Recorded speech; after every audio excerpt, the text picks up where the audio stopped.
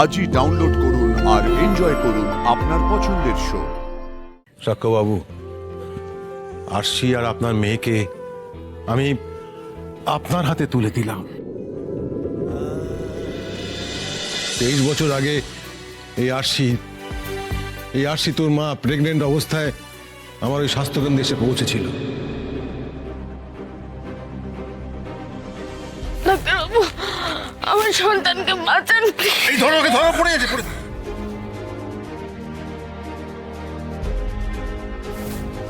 আমার মেয়েটাকে বাঁচান আপনি ডাক্তারবাবু, আমাকে পালাতে হবে, নাহলে ওরা আমাদের দুজনকেই শেষ করে দেবে। ওরা এখনো জানে না আমার মেয়ে হয়েছে।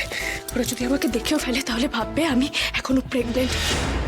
সাক্ষ্যবাবু, সেদিন থেকে আমি বাবুইকে আমার সন্তানের মতো করে মানুষ করেছি। একটি দিনের জন্য ভাবিনি যে ও আমার সন্তান নয়, অন্যের সন্তান। ভাবিনি এতগুলো বছর ধরে ও আমার সন্তান হয়ে উঠেছে। কিন্তু আজ আমার বুকের ভেতরটা কেমন চিনচিন করছে। আমি তো ওকে ভালোবাসি, খুবই ভালোবাসি, কিন্তু সত্যিটা তাকে তো অস্বীকার করা যাবে না। কিন্তু উনি তো তোমাকে এখনো কিছু বলতে বলেননি বাবা, কারণ ওনার তো কিছু মনেই নেই। আর সেই জন্যই তো সবটা বলা দরকার ওনাকে। আর যদি না বলি তাহলে কবে বলবো আমি? হ্যাঁ, এখনই তো মায়ের কাছে মেয়েকে ফিরে আসতে হবে। এসব কথার মানে কি বাবা? বাবা, তুমি আমাকে বলেছিলে না যে আমি তোমার মেয়ে, আর এর থেকে বড় সত্যি আর কিচ্ছু হতে পারে না। তাহলে এখন কেন তুমি সম্পূর্ণ উল্টো কথা বলছো বাবা? আমার তো সত্যি মিথ্যে সবকিছু গুলিয়ে যাচ্ছে। তুমি কেন বলনি এতদিন সত্যিটা বাবা? বাবুই, বলিনি নয় রে মা, বলতে পারিনি। আমি তো তোকে বুকে আগলে মানুষ করেছি। আমার খুব ভয় করতো তুই যদি সত্যিটা জানতে পারিস তাহলে তুই তো আমাদের ছেড়ে চলে যাবি মা। আরে বাবা, তোর বাবা একদম ঠিক কথা বলেছে।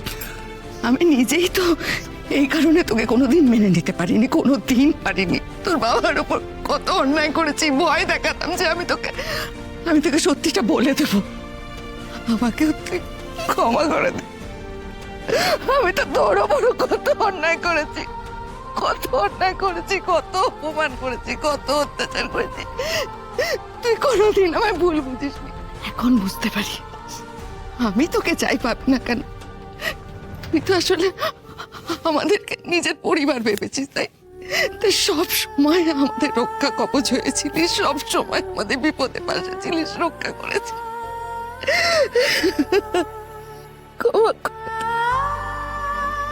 আরশি ফিরে এসেছে এটা জানার পরও তোকে যদি আমি সত্যিটা না বলতাম তাহলে তোর প্রতি আমার অন্যায় করা হতো, এই পরিবারের প্রতি আমার অন্যায় করা হতো।